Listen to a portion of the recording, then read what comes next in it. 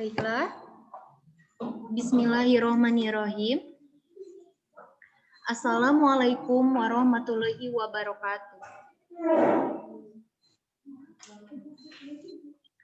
Puji dan syukur marilah kita panjatkan kehadirat Allah Subhanahu wa taala karena rahmat dan hidayahnya kita dapat berkumpul di acara webinar ini. Sebelumnya saya ingin memperkenalkan diri terlebih dahulu. Nama saya Erika Julia Putri, pelajar dari SMK PGRI Selaawi. Yang terhormat Bapak Adi Nuryadi, ST, dan Ibu Elis Nurhayati, MPD, selaku instruktur VCT Batch 7 Grup 4. Apakah Bapak dan Ibu telah ada di ruangan?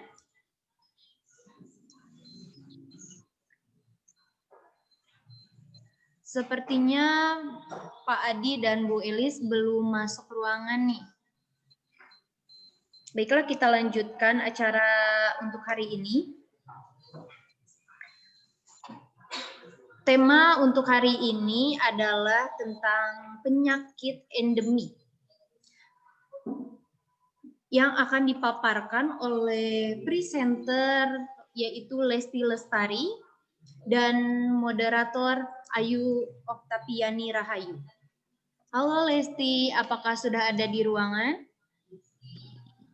Ya, hai Erika, saya sudah ada di ruangan. Apakah suara saya terdengar dengan jelas? Ya sudah, terima kasih Lesti. Ya, sama-sama. Dan apakah saudari Ayu sudah ada di ruangan? Sudah, Kak. Apa suara saya terdengar? Ya sudah, terima kasih Ayu. Dan sebelum memulai acara hari ini, saya akan menjelaskan beberapa peraturan saat acara berlangsung.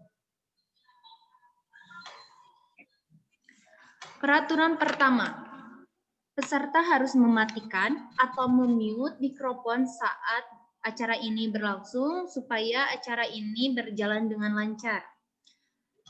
Yang kedua, apabila Bapak, Ibu, dan teman-teman semuanya ingin mengajukan pertanyaan, silahkan ajukan di kolom chat setelah pemateri selesai memaparkan materinya. Baiklah, untuk mengefektifkan waktu, selanjutnya acara ini saya serahkan kepada moderator untuk memandu acara ini. Saudari Ayu, saya serahkan acara ini kepada Anda. Baik, terima kasih kepada Kak Erika telah memberikan saya kesempatan untuk menjadi moderator di presentasi kali ini. Assalamualaikum warahmatullahi wabarakatuh. Pada hari ini topik yang akan kita bahas adalah mengenai penyakit endemik di Indonesia. Sebelum acara dimulai, saya akan memperkenalkan presenter yang akan memaparkan materi ini, yaitu Kak Lesti Lestari. Dengan nama lengkap Lesti Lestari, lahir di Garut tanggal 5 Mei 2002. Riwayat pendidikannya TK di RA Al-Ikhlas, SD SDN 2 Putra Jawa, dan sekolah menengah pertama di SMPN 1 Selaawi. Sekarang, Lesti sedang sekolah di SMK PGRI Selaawi dengan mengemban jurusan OTKP. Cita-citanya menjadi seorang pembisnis atau guru. Hobinya membaca, menulis, dan mendengarkan musik. Motto dalam hidupnya adalah kegagalan adalah awal dari kesuksesan. Wah, motto dari Kak Lesti ini mengajarkan kita untuk terus berusaha mencapai kesuksesan ya. Sangat memotivasi sekali.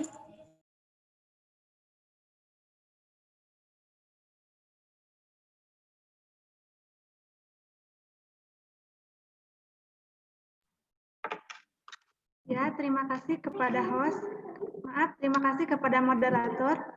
Assalamualaikum warahmatullahi wabarakatuh.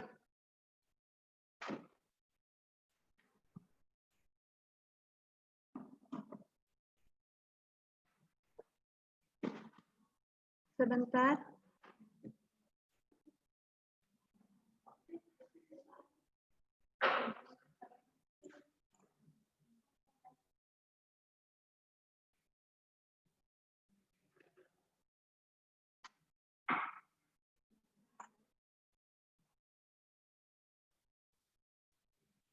Apakah share screen saya sudah tampil? Belum, Kak.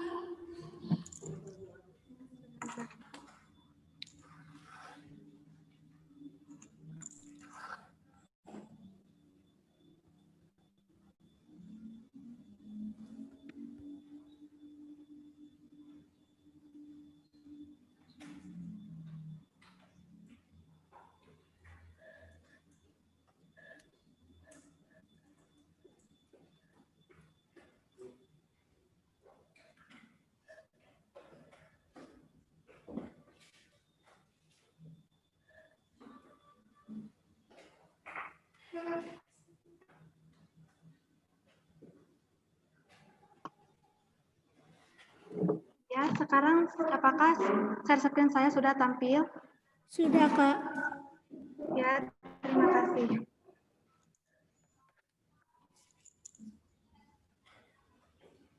Di sini saya akan mempresentasikan mengenai penyakit endemik. Yang pertama, pengertian penyakit endemik. Penyakit endemik merupakan penyakit yang selalu terdapat pada suatu daerah, tetapi hanya mengenai sebagian kecil penduduknya saja. Jika penyakit ini mewabah pada daerah yang luas, maka disebut penyakit pandemik. Yang kedua, penyebab dan macam-macam penyakit endemik. Yang pertama, penyakit karena virus. Contohnya seperti cacar, AIDS, hepatitis B dan C, influenza, rabies, antraks, flu burung, demam berdarah, polio, campak, dan sebagainya. Yang kedua, penyakit karena bakteri. Contohnya seperti tuberkulosis dan diare. Yang ketiga, penyakit karena protozoa seperti penyakit malaria. Yang keempat, penyakit karena cacing seperti penyakit kaki gajah. Selanjutnya, upaya pencegahan penularan penyakit endemik. Penyakit yang bersifat endemik biasanya ditularkan oleh hewan ataupun manusia ataupun tumbuhan.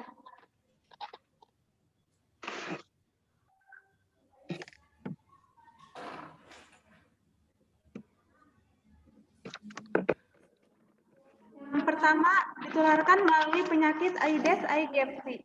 Nyamuk ini menyebabkan penyakit demam berdarah. Nyamuk ini menularkan penyakit demam berdarah pada saat menghisap penderita. Virus dengue masuk bersamaan darah yang dihisap oleh nyamuk Aegypti ini.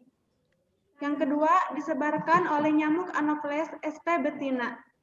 Nyamuk ini mengandung Plasmodium sp. dalam kelenjar ludahnya dan dapat menyebabkan penyakit malaria pada orang yang digigit nyamuk tersebut. Selanjutnya, karena ternak sapi, kambing, kuda, dan babi. Ternak ini dapat menularkan penyakit antraks dan tuberkulosis. Selanjutnya, kucing, anjing, dan monyet. Hewan ini menularkan penyakit rabies dan hepatitis. Selanjutnya, unggas. Penyakit yang dapat ditularkan oleh unggas adalah flu burung. Selanjutnya, penyakit yang ditularkan oleh manusia. Manusia menjadi perantara bagi penyebaran penyakit tertentu seperti AIDS, hepatitis, dan cacar. Selanjutnya, tumbuhan, sayuran, buah, dan umbi. Terutama yang dimasak mentah, bahan dari tanaman yang dikonsumsi mentah dapat menularkan penyakit yang disebabkan oleh cacing. Contohnya seperti kaki gajah.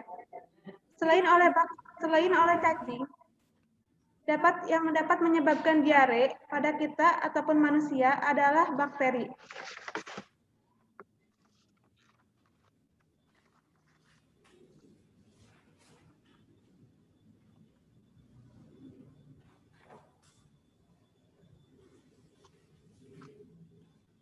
Selanjutnya, upaya pencegahan penularan penyakit endemik. Yang pertama, mencegah daya tahan tubuh.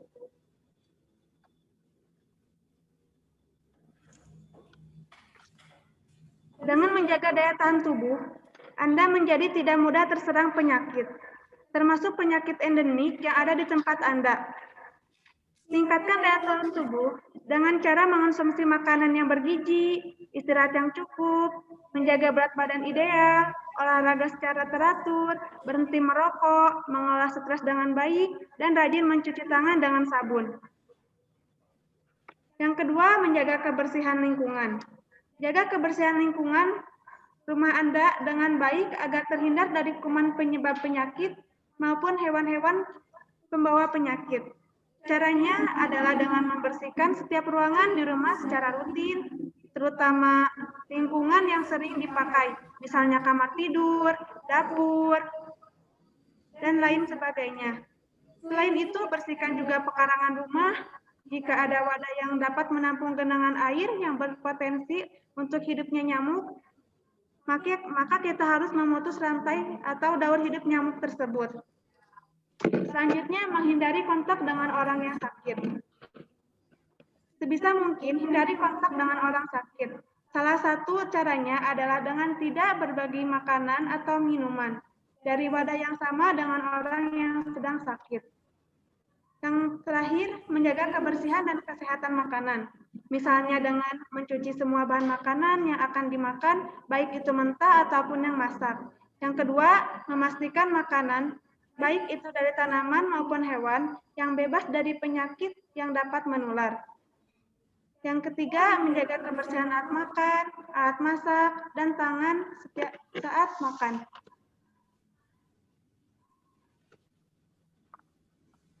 Selanjutnya, upaya penanggulangan penyakit endemik.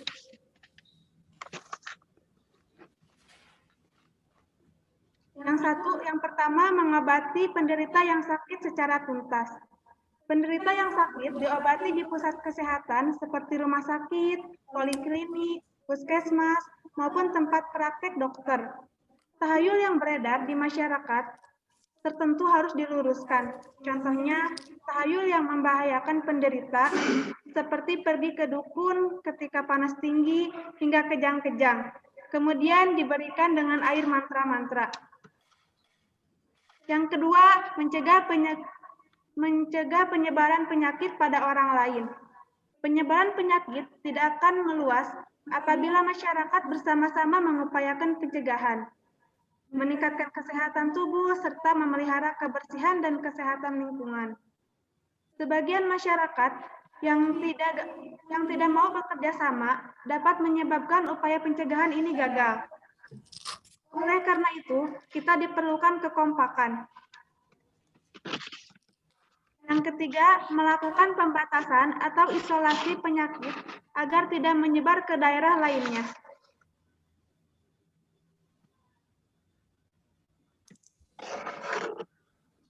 Berikutnya, penyakit endemik di Indonesia.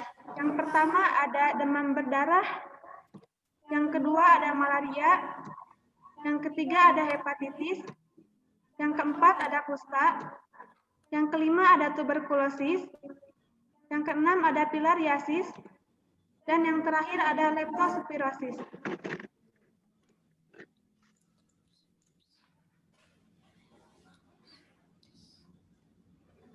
Perbedaan penyakit epidemik, dan pandemik. Yang pertama, endemik.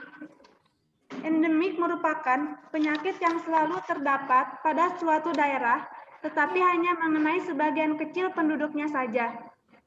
Penyakit endemik terjadi secara konstan dan bisa diprediksi. Yang kedua, penyakit epidemik. Suatu penyakit dapat dikatakan epidemik apabila sudah mewabah ke lebih dari suatu area dengan tingkat penyebaran yang cepat dan sulit diprediksi. Yang terakhir, pandemik. Pandemik adalah tingkatan penyebaran yang paling tinggi. Suatu penyakit dapat dikatakan pandemik apabila sudah menyebar secara cepat ke seluruh dunia dengan tingkat infeksi yang tinggi. Sekian presentasi dari saya, semoga dapat bermanfaat untuk Bapak Ibu dan hadirin sekalian.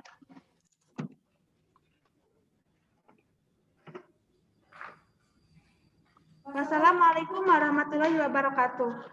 Selanjutnya saya serahkan acara ini kembali kepada moderator kita yaitu Ayu Oktaviani Rahayu. Baik, terima kasih Kak Lesti atas pemaparan materinya.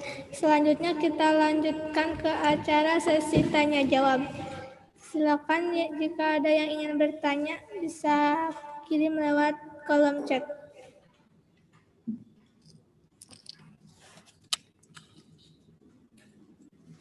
Oke, sembari menunggu, saya ingin bertanya.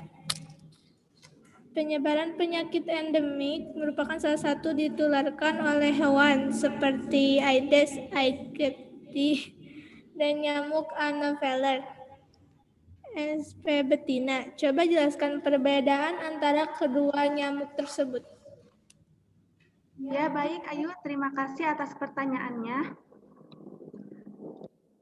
Saya akan menjelaskan perbedaan antara penyakit Aedes antara nyamuk Aedes aegypti dan nyamuk Anopheles sp. betina ini. Yang pertama, morfologi dari nyamuk Aedes aegypti yaitu telur, jentik, kepompong atau pupa, nyamuk dewasa.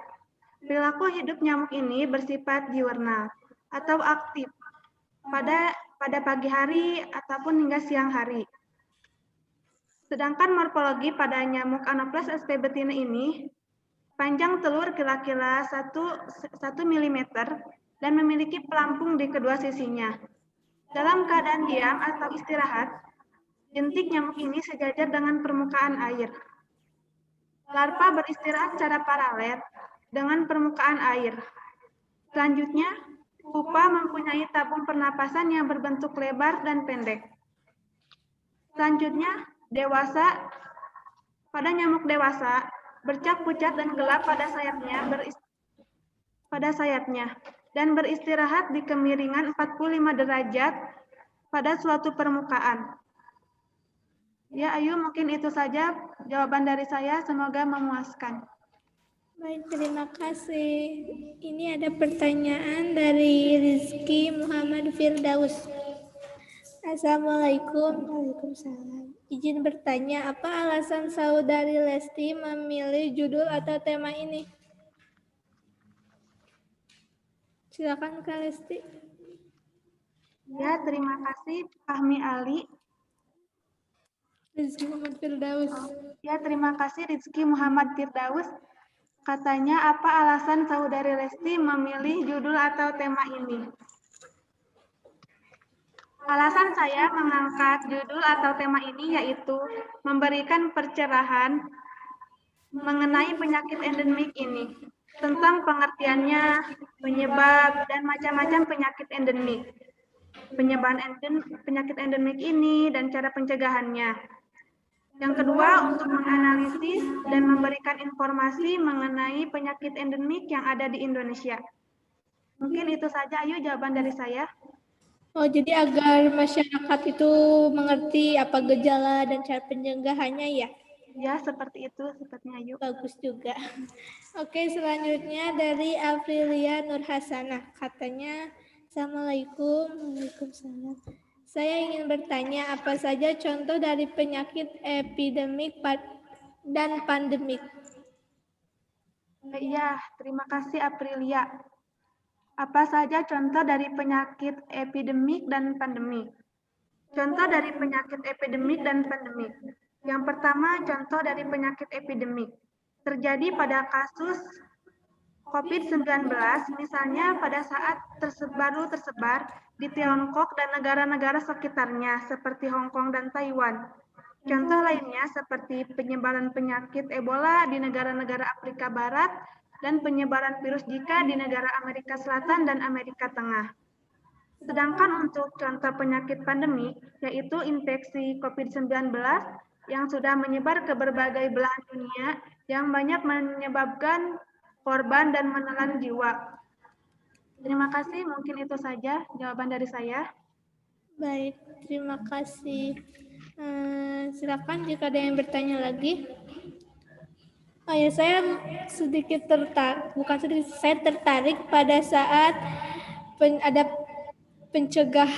cara pencegahan kata tahayul. Bagaimana cara mencegah kepercayaan kepada tahayul dan menyadarkan adanya pengobatan medis di zaman sekarang? Ya, Ayu, terima kasih jawaban atas pertanyaannya. Bagaimana cara mencegah kepercayaan terhadap tahayul dan menyadarkan adanya pengobatan medis? Menurut saya ya, dengan mengadakan penyuluhan tentang manfaat ataupun pentingnya pengelolaan pengobatan medis, menekankan bahwa adanya peraturan atau undang-undang tentang pentingnya dunia medis bagi kesehatan masyarakat. Selanjutnya, memaparkan adanya biaya pengobatan gratis bagi masyarakat yang mempunyai kartu BPJS atau kartu KIS.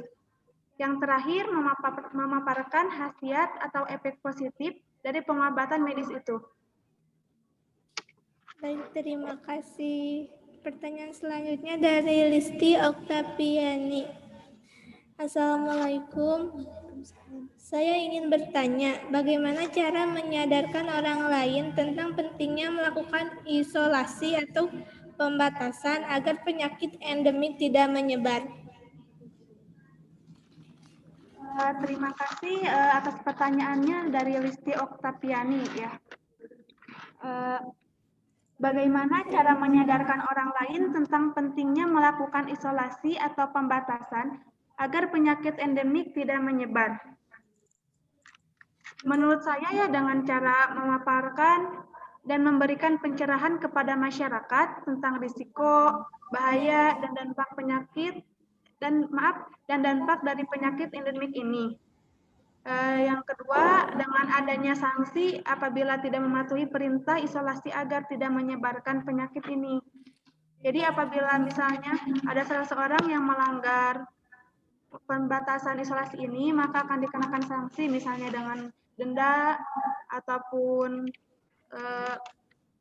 peraturan sosial, apapun dengan penjara atau hukum pidana. Seperti itu, Ayu. Baik, selanjutnya dari Rizky Muhammad Firdaus lagi. Maaf, saya ingin bertanya lagi. Apabila kita menjadi seorang peternak, baik itu sapi, kambing, dan lainnya, bagaimana cara kita supaya tidak terkena penyakit endemik tersebut? Ya, terima kasih Rizky Muhammad Firdaus. Maaf, saya ingin bertanya lagi, apabila kita menjadi seorang peternak, baik itu sapi, kambing, dan lain sebagainya, bagaimana cara kita supaya tidak terkena penyakit endemik tersebut?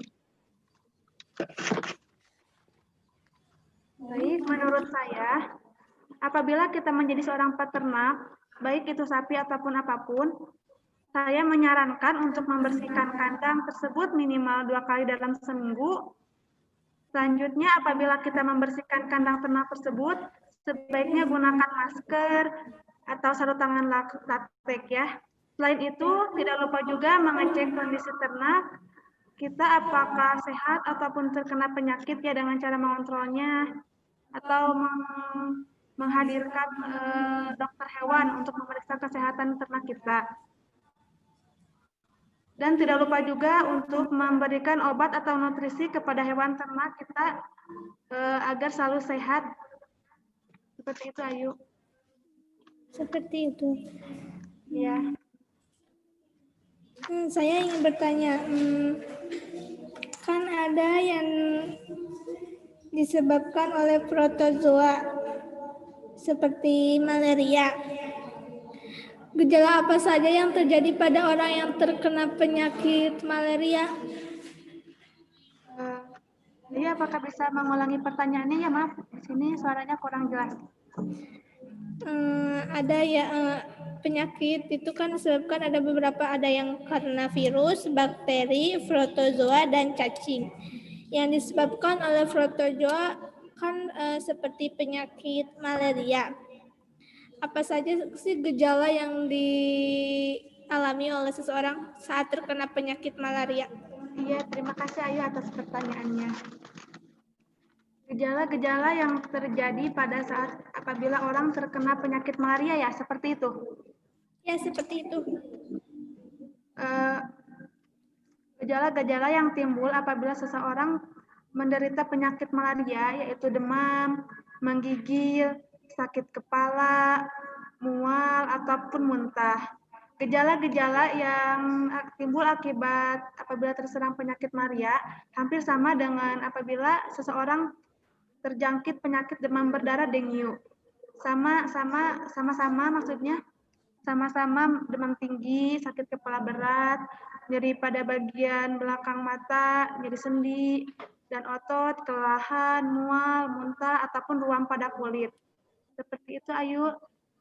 Semoga jawabannya dapat dipahami ya. Ya, dapat dipahami kok. Oh ya, bagaikan ada untuk mencegah semua penyakit ini itu kan hal pertama atau yang terpenting itu menjaga kebersihan lingkungan. Nah, bagaimana sih cara menyadarkan orang-orang akan pentingnya terhadap menjaga kebersihan? Apalagi di zaman sekarang kan banyak yang tidak mempedulikan lingkungan seperti buang sampah saja sembarangan. Nah, menurut kakak bagaimana cara menyadarkan orang-orang? Baik, Ayu, terima kasih atas pertanyaannya. Cara menyadarkan orang tentang pentingnya kebersihan ya, supaya lingkungan tetap sehat. Caranya dengan dengan mengadakan penyuluhan tentang pentingnya kebersihan bagi lingkungan dan untuk upaya meningkatkan kesehatan, baik itu untuk kita sendiri maupun keluarga dan lingkungan sekitar yang ada di tempat kita tinggal. Selanjutnya, apabila kita juga memiliki WC ya di belakang rumah dengan penampungan balong yang seperti yang kecil ukurannya, diharapkan ada pembuangan atau air yang mengalir ya keluar supaya atau tidak hidup jentik-jentik ya di belakang sana yang dapat menyebabkan tumbuhnya penyakit yang menyebabkan tumbuhnya nyamuk Aedes aegypti itu sendiri ataupun nyamuk Anopheles ST betina yang dapat menyebabkan penyakit malaria dan penyakit DBD seperti itu, Ayu. Terima kasih, Kak. Baik, saya hanya sekedar mengingatkan bahwa presensi sudah di-share di kolom chat. Silakan untuk diisi. Dan jika ada yang ingin bertanya, dipersilakan, waktunya masih cukup banyak.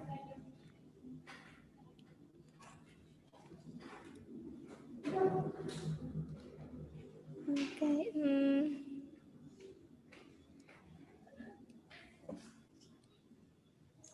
Oh ya Kak, jika penyakit endemik ini hanya terjadi pada daerah kecil. Dan itu juga sebagian penduduk, jika yang terkena hampir seluruh penduduk itu atau yang terkenanya satu desa, itu bisa dikatakan pandemi atau tetap endemik. Oh iya, Ayu, untuk apabila penyakit tersebut menyebar di luasan masyarakat desa, sepertinya itu akan disebut dengan penyakit epidemik ya, bukan pandemik ataupun bukan endemik. Karena biasanya ya penyakit endemik itu menularnya susah ya dan mudah diprediksi. Sedangkan apabila penyakit pandemik itu menyebar luas ya bahkan ke luar negeri gitu. Seperti itu. Oh, jadi masih tetap bisa dibilang endemik gitu? Iya, masih, bukan, maksudnya itu sudah termasuk endemik ya. Oh, epidemik. Oh, epidemik. Kan ada endemik. Kan ada tiga, ada endemik, ada epidemik, dan ada juga pandemik. Oh iya. Seperti itu, Ayu. Oke, terima kasih, saya paham. Iya, sama-sama, Ayu. Semoga dapat bermanfaat ya jawaban dari saya. Iya. Oh iya, ini ada pertanyaan dari Rizky Muhammad Firdaus. Saya ingin bertanya lagi, bagaimana keadaan orang yang terkena penyakit filariasis atau kaki gajah? Oh iya, terima kasih kepada Rizky Muhammad Firdaus. Sepertinya ya Rizky sangat antusias sekali dengan tema yang saya bawakan hari ini. Soalnya dari tadi dia banyak bertanya kepada saya. Ya, sepertinya dia tertarik ya ingin mengetahui lebih dalam. Ya, terima kasih kepada Rizky sebelumnya. Baik, saya akan menjawab pertanyaan dari Rizky. Ya, silakan. Bagaimana keadaan orang yang terkena penyakit filariasis ini? Penyakit ini biasanya dapat menimbulkan kecacatan seumur hidup dan rasa tidak nyaman akibat pembengkakan di berbagai bagian tubuh. Edukasi yang kurang mengenai kondisi ini dapat menyebabkan penderita kerap dikucilkan oleh lingkungan di sekitarnya. Karena keadaannya yang mungkin ngeri ya untuk dilihat karena banyak pembengkakan di bagian tubuhnya.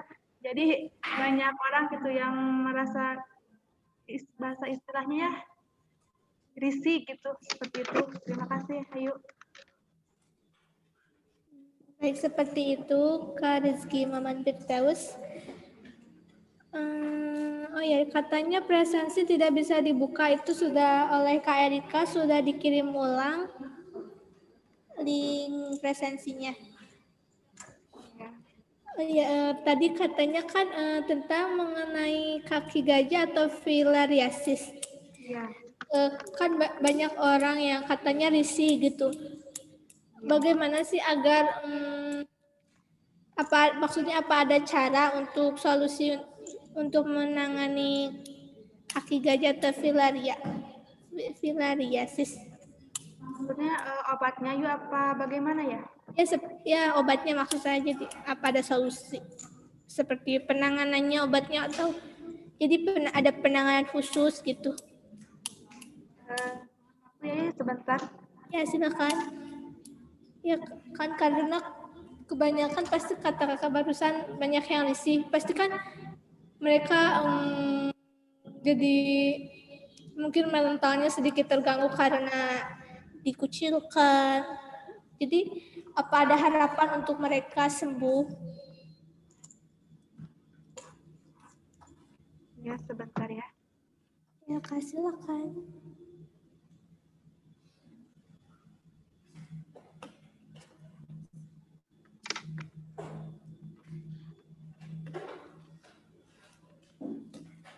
Pertanyaan dari Ayu itu tadi cara mengobati ya, cara mengobati kaki gajah. Iya Kak, benar.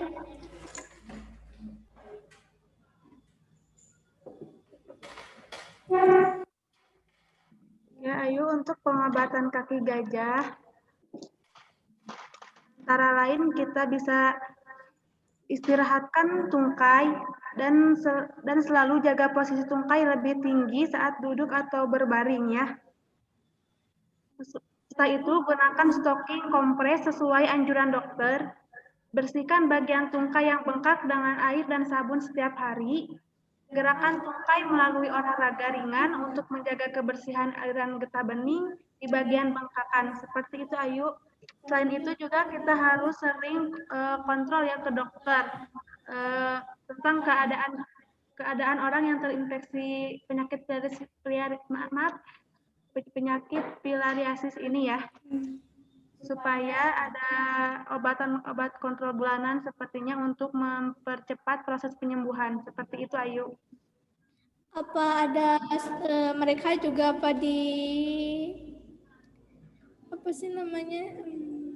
apa mereka juga dikasih kayak penanganan tentang mentalnya juga untuk memotivasi mereka dan agar mereka tidak terganggu karena kan orang lain risih sama dia yang maksudnya sama yang terkena.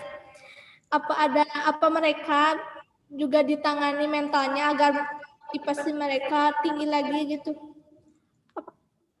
Oh iya, terima kasih atas pertanyaannya ya. Untuk itu jawabannya saya sepertinya harus mengenakan baju dan celana lengan panjang ya, supaya untuk menutupi bengkakan itu.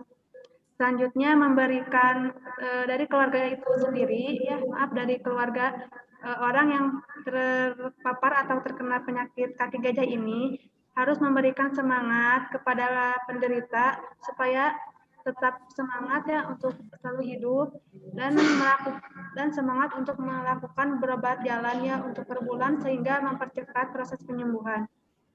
Selain itu juga lebih baiknya ya untuk penderita penyakit ini selalu ada di rumah selama penyakit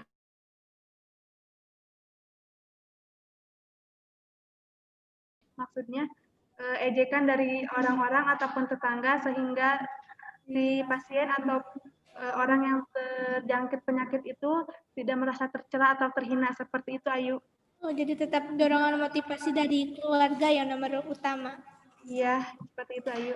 Baik, silakan jika ada yang ingin bertanya lagi. Saudara Ayu, saya ingin bertanya nih. Oh ya, silakan Kak Erika. Kan tadi Saudara Lesti telah menyampaikan bagaimana cara mencegah penyakit ini dengan salah satunya adalah dengan cara menjaga daya tahan tubuh, imun. Nah, di sini saya ingin bertanya, bagaimana apabila kan kita sibuk dan tidak sempat untuk melakukan olahraga, bagaimana tuh caranya? Baik, Kak Lesti, silakan untuk menjawab. Ya, Rika, terima kasih atas pertanyaannya ya. Tadi kata Erika, salah satu cara mencegah daya tahan tubuh adalah dengan menjaga dengan cara istirahat ya. Apabila kita tidak sempat olahraga, bagaimana caranya atau cara menanganinya? Apabila kita tidak sempat olahraga, baik di siang hari ataupun di pagi hari, kita bisa melakukan peregangan di malam hari pada saat sebelum kita tidur. Bisa melakukan juga pemanasan ya, seperti peregangan supaya otot-otot kita tidak pegal-pegal. Minimalnya seperti itu. Supaya sendi kita tidak mudah kesemutan, bahkan apabila terjangkit kolesterol ya, seperti itu. Selanjutnya selain olahraga, kita juga harus mengonsumsi makanan yang bergizi, istirahat juga yang cukup, menjaga berat badan ideal, berhenti merokok, mengelola stres yang baik, dan rajin mencuci tangan dengan sabun. Seperti itu Ayu jawaban dari saya. Semoga Erika mendapat memuaskan ya jawaban dari saya. Oh iya, terima kasih. Jadi walaupun saya tidak berolahraga, tetapi setidaknya saya stretching dulu gitu. Iya, seperti itu Erika. Saya juga ingin bertanya lagi nih. Kan tadi penyakit endemik ini sama seperti pandemi, tetapi cuma sekarang ada cara penanganan saja yang berbeda. Nah, saya ingin bertanya, apakah penyakit endemik dengan pandemi itu cara penanganannya sama atau berbeda? Ya, Erika, terima kasih atas pertanyaannya. Untuk cara penularan penyakit endemik ya sama pandemik. Seperti itu. Ya, seperti itu. Ya, untuk penularan penyakit endemik kan tadi sudah saya jelaskan bahwa penyakit endemik ini bisa ditularkan oleh hewan, tumbuhan maupun manusia sendiri. Dan untuk penyakit endemik sama juga ya bisa ditularkan oleh hewan, terusnya tumbuhan dan manusia. Seperti contohnya pada COVID-19 ini, COVID ini juga bisa ditularkan melalui manusia seperti dengan percikan ludah ataupun dengan sentuhan kulit ya. Selain itu juga selain itu juga COVID-19 dapat disebabkan oleh hewan seperti kelelawar, tikus, anjing, dan sebagainya. Kalau untuk tumbuhan, sepertinya tidak ya, hanya untuk pandemik ini hanya ditularkan oleh hewan dan manusia saja. Sedangkan apabila penyakit endemik dapat ditularkan oleh hewan, manusia, ataupun tumbuhan. Seperti itu, Erika. Oh, seperti itu. Terima kasih atas jawabannya. Ya, sama-sama. Baik, terima kasih Kak Erika atas pertanyaan dan terima kasih Kak Lesti atas jawabannya. Dan ini ada pertanyaan lagi dari Kak Aprilia Nur Hasanah. Saya ingin bertanya kembali, apa saja ciri-ciri orang yang terkena penyakit TBC dan kusta? Silakan. Ya, Terima kasih kepada Aprilia Nur Hasanah. Ciri-ciri dari penyakit yang terkena, ciri-ciri dari orang yang terkena penyakit tuberkulosis atau kusta. Yang pertama, ciri-ciri dari orang yang terkena penyakit tuberkulosis. Ciri-cirinya yaitu batuk berkepanjangan, nyeri dada, kelelahan, berkeringat di malam hari, hingga penurunan berat badan ya. Sedangkan untuk ciri-ciri orang yang terkena penyakit kusta, biasanya muncul bercak-bercak putih, mati rasa pada kulit, dan rasa kesemutan, hingga kelainan pada otot tangan atau kaki. Mungkin itu saja jawaban dari saya. Ayo, semoga kepada Aprilia Nusantara jawaban saya dapat diterima. Baik, terima kasih. Oh ya, saya ingin menyambung dari pertanyaan Kak Erika. Ada kata yang menjaga berat badan ideal. Kira-kira berapa sih berat badan ideal itu? Ya, untuk berat badan ideal ya, kalau untuk seperti saya, itu katanya, ya saya lihat-lihat di Google, itu 50 kilo. 45 sampai 50 kilo itu ideal. Maaf, sepertinya kalau 40 sampai 49 itu kurus, dan untuk 50 sampai 55 itu ideal. Sedangkan apabila 60 sampai 70 itu gemuk ya. Sudah dapat dikatakan semi gemuk, sedangkan 80 sampai 90 itu gemuk. Seperti itu jawaban yang saya ketahui ya dari saya sendiri. Itu tuh untuk semua kalangan, maksudnya apa tinggi badan mempengaruhi dan misalnya usia juga mempengaruhi tidak untuk berat badan ideal? Ya, untuk usia mempengaruhi ya. Sudah saya katakan tadi, untuk usia saya itu berat badan idealnya dari 50 sampai 60. Itu ideal ya, termasuk ideal.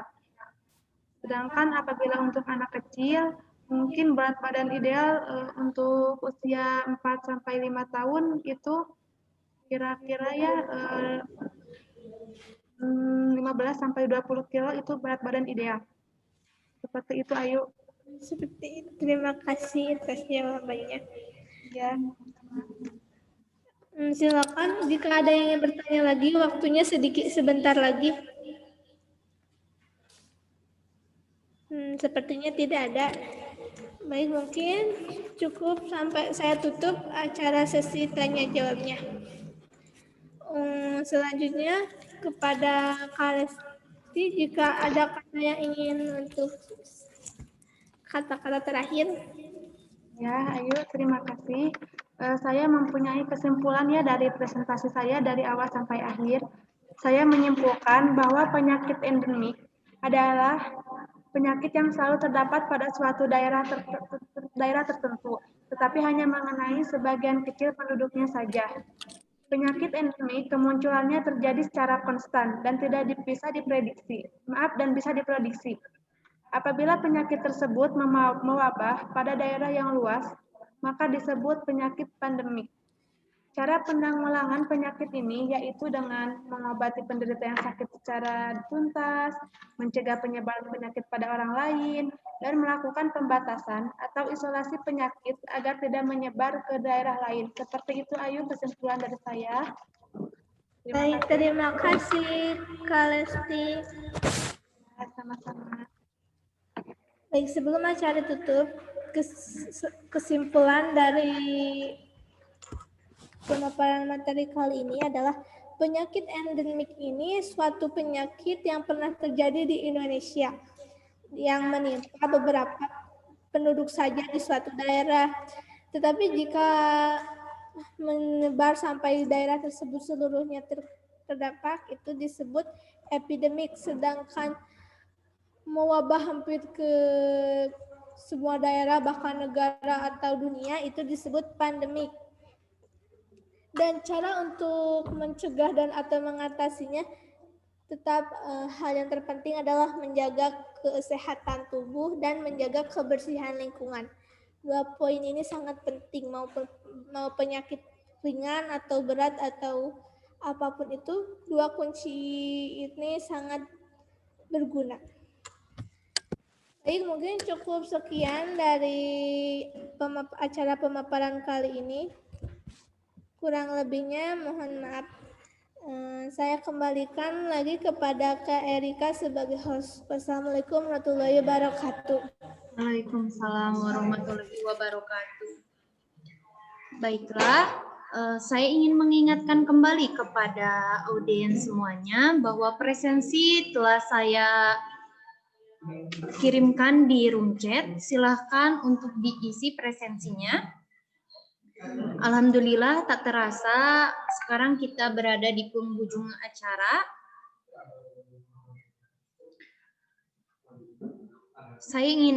Sebelumnya saya ingin berterima kasih nih kepada moderator dan kepada presenter hari ini yang telah bersedia untuk memberikan sedikit informasinya tentang penyakit endemik ini. Semoga kita bisa lebih menjaga kesehatan tubuh kita, menjaga lingkungan kita, dan semoga pandemi ini cepat berakhir ya. Dan saya juga ingin berterima kasih kepada semua audiens yang telah mengikuti acara ini dan menyimak